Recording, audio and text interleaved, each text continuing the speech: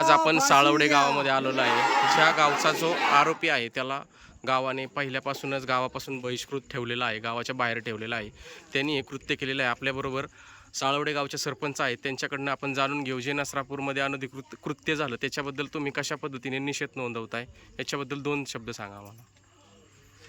आम्ही त्याच्यावर अगोदरच बहिष्कार केलेला आहे। अशा केसेस अगोदरच यापूर्वी झालेल्या आहेत, पण 17-18 वर्ष झालं जवळपास तो या गावात राहतच नाही।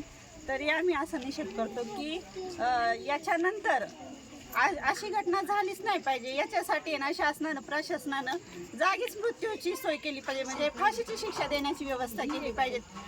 असा नराधम असा अगदी मोकळ्या ह्याने फिरतोय की जसं काही केलंच नाही। आणि ह्या वृत्तीची माणसं हा एकच आहे, पण ह्याच्या व्यतिरिक्त अजूनही आहेत ना।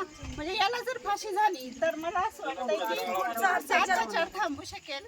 सरकारने कसं आहे, लाडक्या बहिणीच्या ऐवजी आहे ना, माझं म्हणणं आहे सरकारने आहे ना संरक्षण द्यायला द्यावं। पण इथून पुढे आम्ही त्यांना गावात घेणार नाही, त्यांच्या फॅमिलीला पण आणि त्यांच्या कुटुंबाला पण आम्ही इथं घेणार नाही, असं आम्ही निश्चित करतो।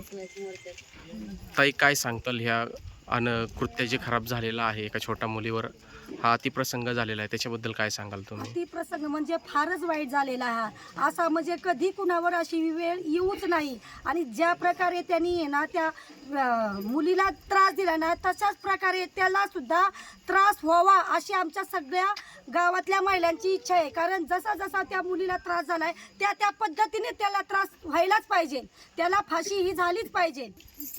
या नराधमाने खूप वाईट कृत्य केलेलं आहे, तरी आमची अशी इच्छा आहे की त्याला फाशी ही सजा व्हावी, ही आमची महिलांची इच्छा आहे। आणि त्यांचं कुटुंब हे गावामध्ये परत वास्तव्याला आलं नाही पाहिजे, आमची एवढीच इच्छा आहे। आणि त्या बालिकेला न्याय मिळावा एवढीच आमची इच्छा आहे।